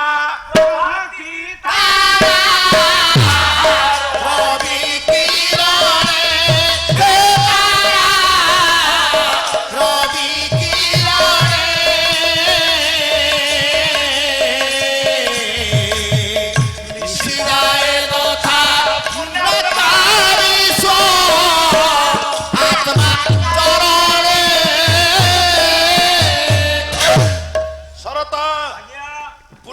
ମାନେ ଯେତେବେଳେ ପରମାତ୍ମା ଚରଣରେ ମିଶି ଯାଆନ୍ତି ଅନେକ ଧର୍ମ ଅନେକ ପୁଣ୍ୟ ଅର୍ଜନ କରି ଜୀବ ଯେତେବେଳେ ମିଶିଯାଏ ପ୍ରଭୁଙ୍କ ଶରୀରରେ କାରଣ ଶରୀର ହେଇଯାଏ ଆଉ ପ୍ରଭୁଙ୍କ ଶରୀର ସେ ଯୋଉ ଆନନ୍ଦ ପାଏ ତାହା ହଉଛି ଅଖଣ୍ଡାନନ୍ଦ ଖଣ୍ଡାନନ୍ଦ ସେ ପରମାନନ୍ଦ। ଆଚ୍ଛା এই পরমানন্দ দিয়ন্তি কিয়ে ଦିଅନ୍ତି আগে অখণ্ডানন্দ দান তো ହଁ দিয়ন্তি কি ଇଏ ভাগবত দেখে কলে ধর্ম অর্থ যে কাম মোক্ষ যাচি দিয়ন্তি ধর্ম অর্থ কাম মোক্ষ যাচিকিরি দিয়ন্তি মো প্রভু তেণু যোদ্ধা তদারু রূপ হি দারু ব্রহ্মং বিধিয়তে দিয়ন্তি অখণ্ডানন্দ কাটন্তি জঞ্জাল ত্রিতাপ দুঃখ দুঃখକୁ କାଟି ଦିଏ ବୋଲି ଏବଂ ଅଖଣ୍ଡାନନ୍ଦ ଦିଏ ବୋଲି ଦାରୁ କାଠ ଆମେ ବୁଝିଛେ କାଠ କିନ୍ତୁ ମହାପୁରୁଷ ବିଦ୍ୟାରେ ଭଗବାନ ବ୍ୟାସ କହିଲେ ଦାରୁ ବ୍ରହ୍ମ ମୂର୍ତ୍ତିର ଆଭିଧାନିକ ଏବଂ ତାତ୍ତ୍ୱିକ ଅର୍ଥ ହଉଛି ଏଇଆ। ସେଦିନ ବାଳି ଅଭିଶାପ ଦେଇ ନଥିଲା ନା ନା କି ରାମ କୌଣସି ଗଛ ପଛରେ ଲୁଚି ନଥିଲେ। ଥିଲେ ଭାଇ ଟିକେ ମୂଳ ବହି ଦେଖ ତାପରେ ଆସି କହିବ। ହଁ ଆଜ୍ଞା ଆମେ କଣ ବଢେଇ ହେଇଛୁ ନା ସେ ତ ବିବାଦ ଆଡକୁ ପଳେଇବ। ମୁଁ ତାପରେ ଆଲୋଚନା କରିବି ପ୍ରକୃତରେ ଦାରୁ କଣ ପରେ। ତେଣୁ ଆଜି ଯୋଉ ସତ୍ୟନାରାୟଣ ପାଲା ଅଧିବାସ ପାଲାଟା ହେଇଥିଲା କହିଲେ ସତ୍ୟନାରାୟଣ ହଉଛନ୍ତି ଯେ ଅନନ୍ତ ସାଇ ନାରାୟଣ। ନାଇଁ ଆଜ୍ଞା ଅନନ୍ତ ସାଇ ନାରାୟଣ ସତ୍ୟନାରାୟଣ ନୁହନ୍ତି ମୋ ମା ମାନେ ବାବୁଙ୍କ ମଣ୍ଡଳୀ ମୋର ସଜ୍ଜନ ମାନେ ତାହେଲେ ପ୍ରକୃତରେ ସତ୍ୟନାରାୟଣ କି ଇଏ ଆପଣ ଯୋଉ ସତ୍ୟନାରାୟଣ ଆସ୍ଥାନ ଟିକେ ବସେଇଛନ୍ତି ଆଜ୍ଞା ପାଞ୍ଚଟା ଦେବତା ନ ବସିଲେ ସତ୍ୟନାରାୟଣ ହେଇପାରିବନି ସତ୍ୟନାରାୟଣ ହେଇପାରିବେ କି? ନା ପଞ୍ଚଦେବତା ଗଣେ ଏକେ ନାରାୟଣେ ରୁଦ୍ରେ ଅମ୍ବିକେ ଭାସ୍କରେ ପାଞ୍ଚେ ପାଞ୍ଚଟି ଦେବତା ବସିଲେ ଯାଇକିରି ସତ୍ୟନାରାୟଣ ସତ୍ୟନାରାୟଣ ନା ନାଇଁ। ହଁ ଆମେ ଗଣେଶକୁ ସେଠି ସତ୍ୟନାରାୟଣ କହିପାରିବା ନା ନା ନା କହିପାରିବେ ନା ସୂର୍ଯ୍ୟଙ୍କୁ ସତ୍ୟନାରାୟଣ କହିପାରିବା ନା ତାଙ୍କୁ ଏକୁଟା କହିହବନି ଅମ୍ବିକାଙ୍କୁ ସତ୍ୟନାରାୟଣ କହିପାରିବା ତାଙ୍କୁ ଏକୁଟା କହିହବନି ପାଞ୍ଚଟି ଏକାଠି ହେଲେ ଯାଇ ସତ୍ୟନାରାୟଣ। ସତ୍ୟନାରାୟଣ ହେବି ଆଜ୍ଞା ତାହେଲେ ସତ୍ୟନାରାୟଣ କିଏ ତ ପାଲା ତ ମୂଳରୁ ବିଗାଡ଼ି ଦେବ କହିଲେ ଆଜି ଅଧିବାସ ପାଲା ସତ୍ୟନାରାୟଣ ଉପରେ ହବ ତେଣୁ କିଏ ନା ଅନନ୍ତ ସେଇ ନାରାୟଣ ପରେ ନାଇଁ ରେ ନା ଇଏ ସତ୍ୟନାରାୟଣ ବୋଲି ବୋଲି ବାଛି କିଏ ନାମ ଥିଲା ରେ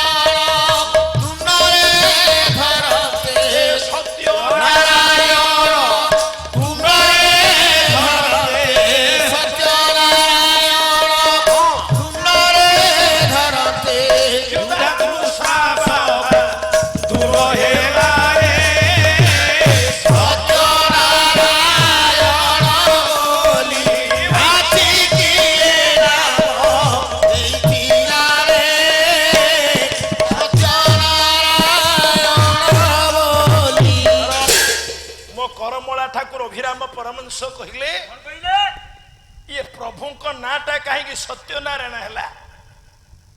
ନାରାୟଣ ତ ନାରାୟଣ ସତ୍ୟନାରାୟଣ ପୁଣି ସତ୍ୟନାରାୟଣ କଣ? ଆରେ ବାପା ଆଜି ପ୍ରଥମରୁ ଆସୁ ଆସୁ କେତେ ସୁନ୍ଦର ଲାଗିଲା। ବାବୁ ମାନଙ୍କର ଆଦର ସମ୍ମାନ ଭୁଲିବାର ନାହିଁ। ଆଜି ପ୍ରଥମ ଖାଇବା 3ଟା 4ଟା। ଆରେ ବାପା ବଢିବ ଡାଲି ଟିକେ ଲୁଣ କମିଲା କମିଥିଲା ଆଜ୍ଞା ନା ନାଇଁ ମୋର କହିବାର ଅଛି ମୁଁ ସେତେବେଳେ ଲୁଣ ମାଗିଲେ ଆଜ୍ଞା କି ଲୁଣ ଦେଲେ ମୁଁ କହିଲି କି ଲୁଣିଆ ଲୁଣ ଆଣିକିରି ଦିଅ କହିଲି ଚାହାରେ ଟିକେ ଚିନି କମିଯିବ ମୁଁ କହିବି କି ମିଠା ଚିନି ଆଣିକିରି ଦିଅ ଖାଲି ଚିନି ଦିଅ ଖଟା ଟିକେ ଦରକାର ହେଲା ଅରୁଚି ଲାଗିଲେ ମୁଁ କହିବି କି ଖଟା ତେନ୍ତୁଳି ଦିଅ ତେନ୍ତୁଳିବା ଖଟା ଆରେ ତେନ୍ତୁଳି ତ ଖଟା ଖଟା ତେନ୍ତୁଳି ଚିନି ତ ମିଠା ମିଠା ଲୁଣ ତ ଲୁଣିଆ ଲୁଣିଆ ମୁଁ ଲୁଣିଆ ଲୁଣ କାହିଁ କହିବି ଆପଣଙ୍କର ବେଦାନ୍ତ ବେଦାନ୍ତ କହେ କଣ କହିଲେ ବିଷ୍ଣୁର ଏକୈକ ନାମ ଏବ ସର୍ବ ବେଦାଧିକଂ ମତଃ ତାଂ ନାମ ସହସ୍ରେଷୁ ଏ ସର୍ବ ଏବଂ ସତ୍ୟଂ ମତଃ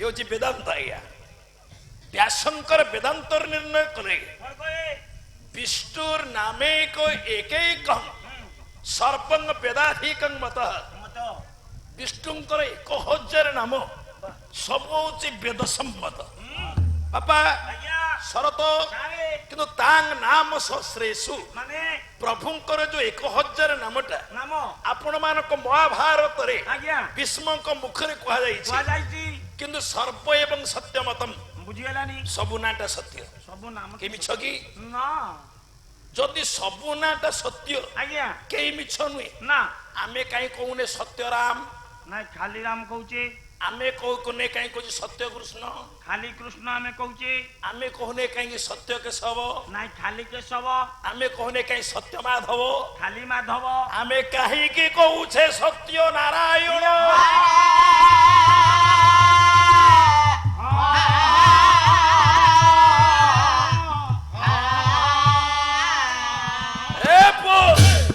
मु कही जो पलरे किंतु कहीं कि नहीं से पला पला नहीं ନା ସେ ପୋଲା कहीं कि सत्यनारायण କାହିଁକି ସତ୍ୟନାରାୟଣ ताले नारायण शब्दटाକୁ ଆମେ ଖୋଜିବା ଦେଖିବା प्रथमे नारायण शब्दटा कोउठी ଥିଲା କୋଉଠି ଥିଲା ଏ ଶବ୍ଦ आपण समस्ते ब्राह्मण माने अछंती ଆଜ୍ଞା आपण जो वेद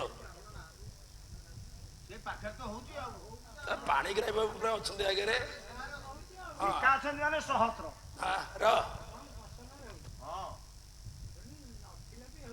ହଉ शासन पाला जदि नना माने न आस्ते नना माने केही केही शुणुथबे ना नहीं ହଉ ହଉ ଆଲା ହଉଛି ମାନେ କାନ ଦେଇଥିବେ रे किंतु आपण मानकर वेदत्रय रे रोक यजुसाम ଆଚ୍ଛା अथर्वटा परे जोड़ाई ପରେ ଯୋଡ଼ାଲା तेणु ये वेदत्रय रे आपण नारायण शब्द पाइबे नारायण शब्द पाइबे ना नारायण शब्द नहीं ताले नारायण शब्दटा आसिला को ଆସିଲା କୋଉଠୁ आपणकर विभिन्न वैदिक विभव भीतर ଆଜ୍ଞା जुगांतर बाद रे बहु परे आसी पुराण आगे କେବେ ଆସିଲା ତାହେଲେ वेदर जुग पर होची ब्राह्मण्य जुग ବ୍ରାହ୍ମଣ୍ୟ ଯୁଗ ब्राह्मण्य जुग पर होची उपनिषद जुग ଯୁଗ उपनिषद जुग पर स्मृति संहिता जुग ସଂହିତା ଯୁଗ तापर आसी पुराण जुग ପୁରାଣ ଯୁଗ तेणु ये वैदिक जुग पर ଆହା जे ब्राह्मण्य जुग आरंभ है से ब्राह्मण्य ग्रंथ सब लिखा गोटे ब्राह्मण्य ग्रंथ होची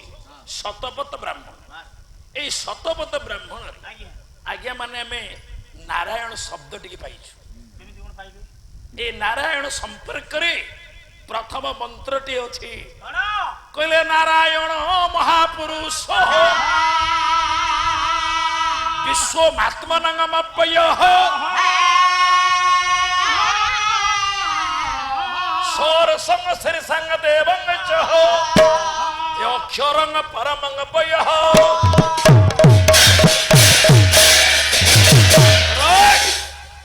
आपण मानकर नारायण संपर्क रे प्रथम मंत्र ये आज्ञा ता पूर्व नारायण संपर्क कौन से मंत्र नहीं ये जो शतपथ ब्राह्मण रे कुआ गला କଣ नारायण महापुरुष ମହାପୁରୁଷ सर्व विश्वात्मन ଆତ୍ମନ विश्वात्मा सर संग श्री सांग ଈର୍ଷାନ तेणु आज से विश्वकर्ता सरस्वती नारायण को आम प्रथमे चिन्हिलु शतपथ ब्राह्मण तापर उपनिषद जुगरे पंडित नारायण रूप पाइले केमिति रूप पाइले आपण उपनिषद श्लोकटा आसला कर्मकांड भीतर कहले देव सदांग सवित्र मंडल मध्यवर्ती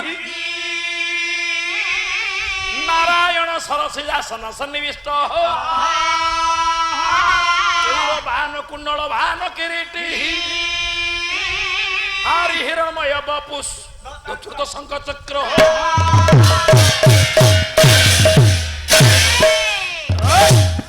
शरत तेणु प्रथमे नारायण को रूपर कल्पना कला उपनिषद सवित्र मंडल मध्यवर्ती सवित्र कहले सूर्य मंडल मध्यवर्ती कल्पित पद्मासन उपरे सन्निविष्ट शंख चक्र गदाधारी नारायण आज्ञा तेणु ये नारायण प्रथमे रूप पाइले उपनिषद तापर व्रत यज्ञ पद्धति आसिला यज्ञ आउ गोटे नारायण को आराधना कला कहले हरे मुरारे मधु कहित गोविंद गोपाल मुकुंद सौरे कृष्ण विष्णु निराश्रय जगदीश निराश्रय जगदीश निराश्रय जगदीश यज्ञ नारायण को यज्ञ आराधना करागला यज्ञ नारायण जो व्रत उपासना आसला जो माँ मान सब व्रत उपासना कला व्रत से गोटे नारायण पूजा पाइले भाद्र मास शुक्ल पक्ष चतुर्दशी दिन माँ मान गोटे नारायण पूजा करते सी किए शब्द फल नितंग देव हो चतुर्बाहु किरीटिन हो नवम्र पुल्लवाकार हो ये पिंगल श्मश्रुलोचन हो से होचंदी पंडित अनंत नारायण ये जेते नारायण कहली माँ कई सत्य नारायण नुहति सत्य नारायण किए टिके सम्यक समस्ते तो द्वितीय पाली प्राय गले खाली सम्यक सूचना दे आपण कवि सम्राट भंज कोटि ब्रह्मांड सुंदर चिन्ह प्रकृत सत्य नारायण किए अनंत सही नारायण कहले सुन कवि दे भारत खंडे पुण्य धाम सुन कवि दे भारत खंडे पुण्य धाम नारायण देवी तेणु से ही शरत कवि सम्राट भंज कहले सुन कवि दे भारत खंडे पुण्य धाम आम भारत वर्ष एक पवित्र पुण्य क्षेत्र अच्छी जाको आपण माने कहते श्रीक्षेत्र जाको आपण माने कहते पुरुषोत्तम क्षेत्र जाको पंडित गोपबंधु कहले बोले भारत का सारे उत्कल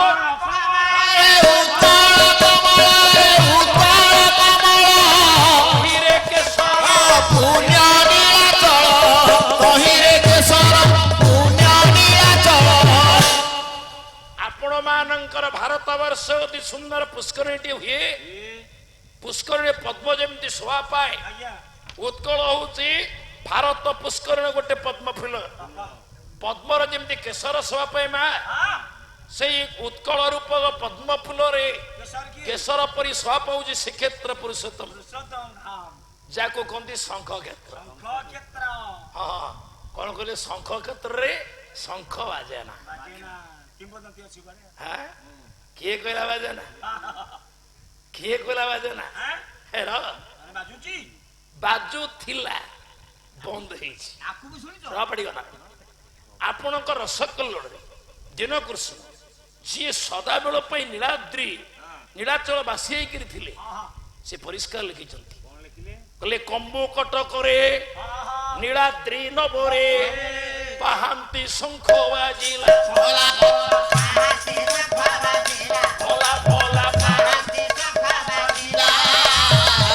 चक्र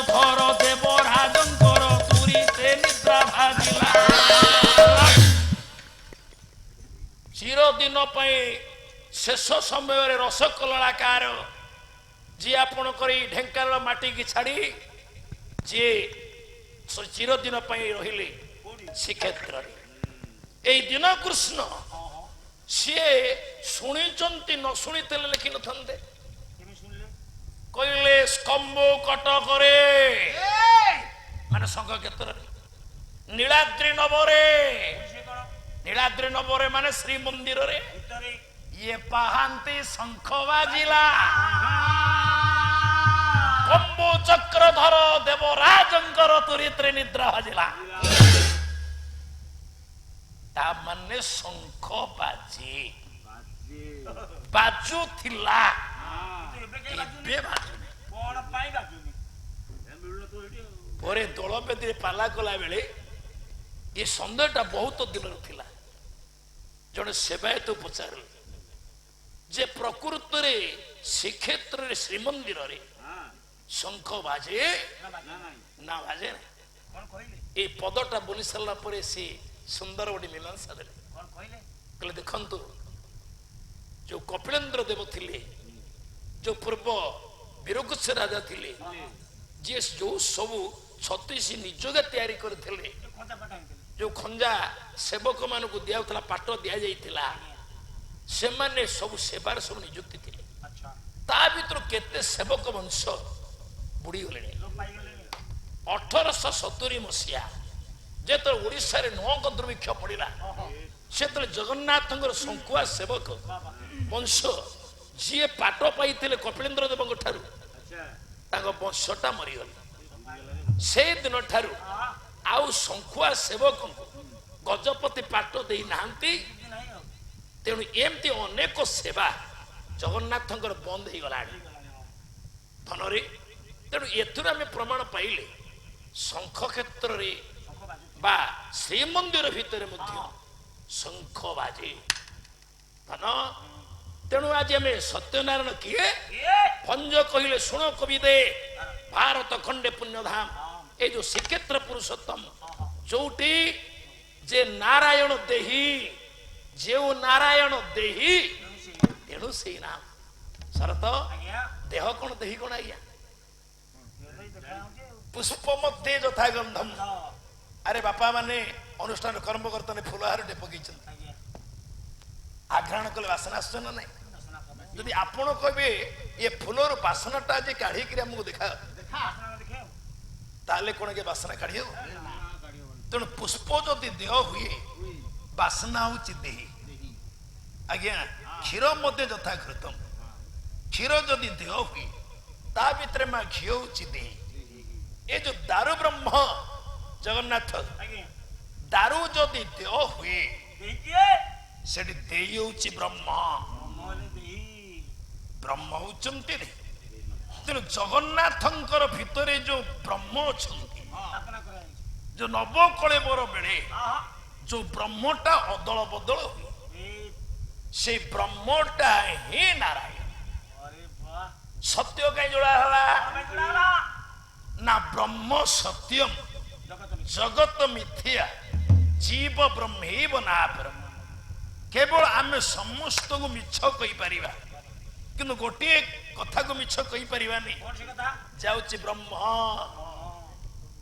ବ୍ରହ୍ମ ହିଁ ସତ୍ୟ ଜଗତ ମିଥ୍ୟା ଆଜ୍ଞା କାରଣ ଆପଣଙ୍କର ବେଦାନ୍ତ କହୁଛି ବ୍ରହ୍ମ କାହିଁକି ସତ୍ୟ ନା ତ୍ରିଷୁ ସବାବସ୍ଥାସୁ ମାନେ ସର୍ବକାଳେ ସେ ଶାଶ୍ୱତ ସତଃ ସନାତନ ମତଂ ସତ୍ୟ ସତ୍ୟ ନିର୍ଣ୍ଣୟତେ ନାପଗୀୟତେ ଆଜ୍ଞା ଗୋଟେ ହଉଛି ଚିରନ୍ତନ ସତ୍ୟ ଆଉ ଗୋଟେ ସାର୍ ଗୋଟେ ଜାଗତିକ ସତ୍ୟ ମୁଁ ବର୍ତ୍ତମାନ ଆପଣଙ୍କ ଆଗରେ ପ୍ରଶ୍ନ ପଣ୍ଡାଇ ଛିଡା ହେଇଛି ଯଦି 100 ବର୍ଷ ତଳେ ମୁଁ କହି ମୁଁ ଥିଲି ନା ଏଇଟା ସମ୍ଭବ କି ନା ନା ନା ଆଗକୁ 100 ବର୍ଷ ଆସିବ ମୁଁ ଥିବି କି ନା ଥିବି ନାଇଁ କିନ୍ତୁ ବର୍ତ୍ତମାନ ମୋ ସିନା ନାହିଁ ତ ଯେଟା ଅଛନ୍ତି ଆଉ ବର୍ତ୍ତମାନ ପାଇଁ ବି ସତ୍ୟ ମୁଁ ଅତୀତରେ ନୁହେଁ କି ଭବିଷ୍ୟତରେ ନୁହେଁ କି ଭବିଷ୍ୟତରେ ନୁହେଁ କିନ୍ତୁ ସତ୍ୟ କି ବେଦାନ୍ତ କହେ କଣ କହିଲି ତ୍ରିଷୁ ସମାବସ୍ଥାସୁ ଅତୀତ ବର୍ତ୍ତମାନ ଭବିଷ୍ୟତରେ ଯାହାର ପରିବର୍ତ୍ତନ ନାହିଁ, ସେ ଯେମିତି ସେ ସେମିତି ହେଇକି ଅଛି ଏବଂ ଆଗରୁ ଥିଲା ଏବେ ଅଛି ଆଗକୁ ରହିବ, ତାହା ହିଁ ସତ୍ୟ। ଏବେ ଅଛି ଆଗରେ ନଥିଲା ଆଗକୁ ରହିବ ନାହିଁ, ତାହା ହଉଛି ମିଥ୍ୟା। ଆଜ୍ଞା ଆଜ୍ଞା, ଜାଗତିକ ସତ୍ୟ ଚିରନ୍ତନ ସତ୍ୟ ନୁହେଁ। ହଁ, ବର୍ତ୍ତମାନ ସତ୍ୟ। ହଁ ହଁ, କିନ୍ତୁ ହଁ, ଗୋଟେ ଉଦାହରଣ ଦଉଛି। ଆପଣଙ୍କ ସୂର୍ଯ୍ୟ ଜାଗତିକ ସତ୍ୟ ଚିରନ୍ତନ ସତ୍ୟ ନୁହେଁ। କାହିଁକି ନା ଆଗରୁ ସୂର୍ଯ୍ୟ ନଥିଲେ, ଆଗକୁ ସୂର୍ଯ୍ୟ ରହିବେ ନାହିଁ। ମୁଁ କହୁନି ଆଜ୍ଞା, ଆପଣ ସନ୍ଥ ସାହିତ୍ୟ ବ୍ରହ୍ମାଣ୍ଡ ଭୂଗୋଳ ବଳରାମ ଦାସ ସେ କଣ କହିଲେ? ବିଜ୍ଞାନ ବି ସେଇ କଥା କହୁଛି ଆଜ୍ଞା। କହିଲେ ନଥିଲା ଯେବେ ଏ ଧରଣୀ, ନଥିଲେ ରବି ନିଶାମଣି,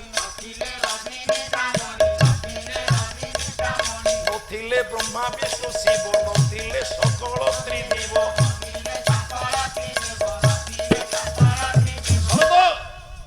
ଯେତେବେଳେ ସୂର୍ଯ୍ୟ ନଥିଲେ, ଚନ୍ଦ୍ର ନଥିଲେ, ପୃଥିବୀ ନଥିଲା, ଗ୍ରହ ନଥିଲା, ତାରା ନଥିଲା, ଶିବ ନଥିଲେ, ବିଷ୍ଣୁ ନଥିଲେ, ବ୍ରହ୍ମା ନଥିଲେ, କେବଳ ଥିଲା ଶୂନ୍ୟ ବ୍ରହ୍ମ। କେବଳ ବ୍ରହ୍ମ ହିଁ ସତ୍ୟ। ତେଣୁ ଏଠି ନାରାୟଣ ସେଇଠି ଆସିଲେ, ସତ୍ୟ ସହିତ ନାରାୟଣ ସେଇଠି ଯୋଡା ହେଲା। ଇଏ ଜଗନ୍ନାଥ ହେଇଗଲେ ସତ୍ୟ ନାରାୟଣ।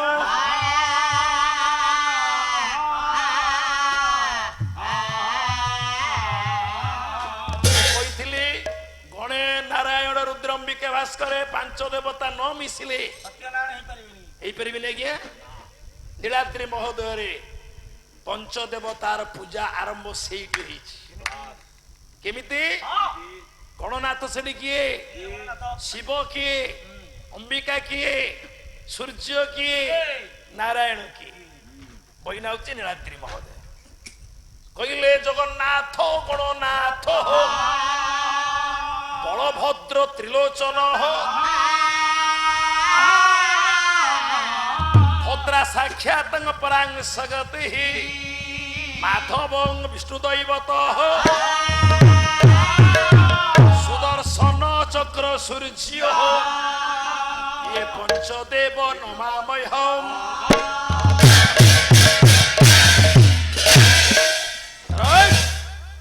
ବାପା ମାନେ ଜ୍ଞାନୀମାନ, ସେଠି ପଞ୍ଚଦେବତା କିଏ?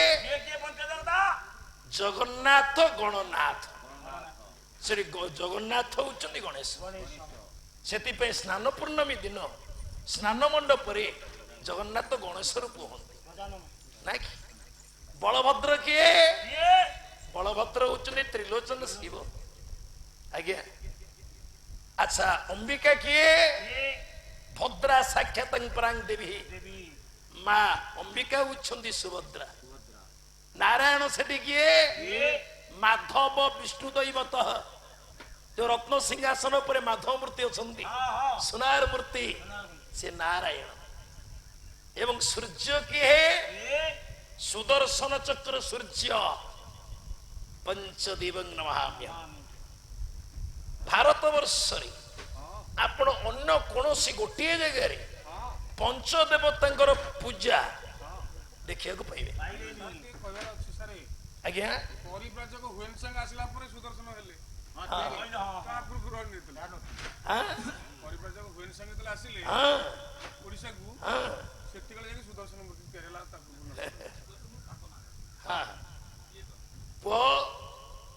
ଆଉ ଗୋଟେ କଥା, ଯେ ପାଞ୍ଚ ଦେବତାଙ୍କର ପାଞ୍ଚଟି ସ୍ତମ୍ଭ ତିଆରି ହେଲା ପଞ୍ଚ ପ୍ରତୀକ ଭାବରେ।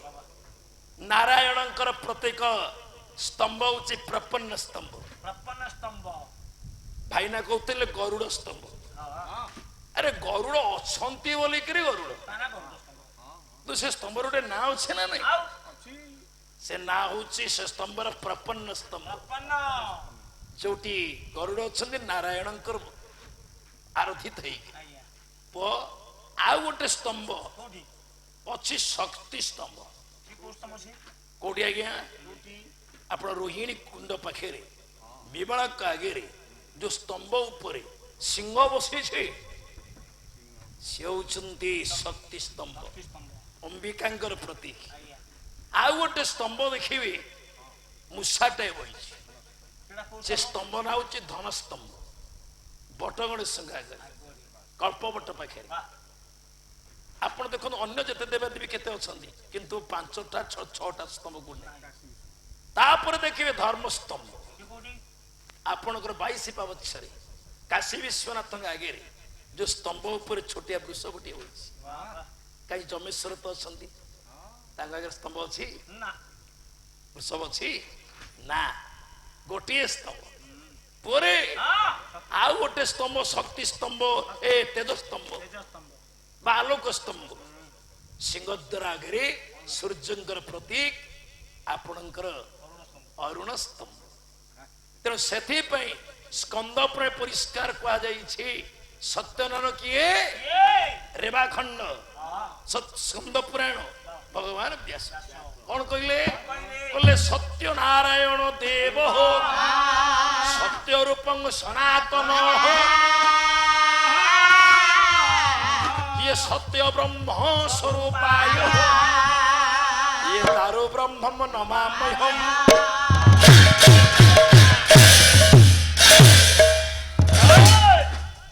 ଆପଣଙ୍କ ପ୍ରମାଣ ସ୍ୱରୂପ ଆଜ୍ଞା କହିଲେ ଦାରୁ ବ୍ରହ୍ମ ଦାରୁ ମୂର୍ତ୍ତି ଜଗନ୍ନାଥ ଅନ୍ୟ କେହି ନୁହନ୍ତି ସେ ସତ୍ୟନାରାୟଣ ଦେବ ସତ୍ୟ ରୂପଂ ସନାତନ ସନାତନ ସେ ସତ୍ୟ ବ୍ରହ୍ମ ସ୍ୱରୂପାୟ ରୂପାୟ ବ୍ରହ୍ମ ଯେଣୁ ସତ୍ୟ ତେଣୁ ସତ୍ୟ ପାଖରେ ନାରାୟଣ ଶବ୍ଦଟା ଲାଗିଲା ତେଣୁ ପ୍ରଭୁ ହେଇଗଲେ ସତ୍ୟନାରାୟଣ ଆମ ଓଡ଼ିଶା ଛାଡ଼ିଲା ପରେ ଆପଣ ଦେଖିବେ ଅନ୍ୟ ରାଜ୍ୟରେ ସତ୍ୟନାରାୟଣ ପୂଜା ସେତେ ପ୍ରଶସ୍ତି ନାହିଁ ଆମ ଓଡ଼ିଶା ଛାଡ଼ି ଦିଅନ୍ତୁ ହଉ ବାପା ଯିବା ହଉ ଚାଲେ ମନ ପଳେଇ ଯିବା ସିରି କ୍ଷେତ୍ର ଏ ଚାଲେ ମନ ପଳେଇ ଯିବା ସିରି କ୍ଷେତ୍ର ଏ ଚାଲେ ମନ ପଳେଇ ଯିବା ये नीलो चक्र वाना लागे ये नीलो चक्र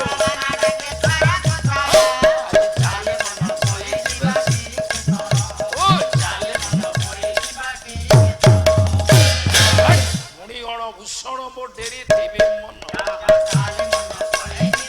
माउसी पुणी पर शुणुथिल जान अधिवास प्रारंभ पाला रही विधान दीर्घ दिवी रही थाऊ यही अनुष्ठान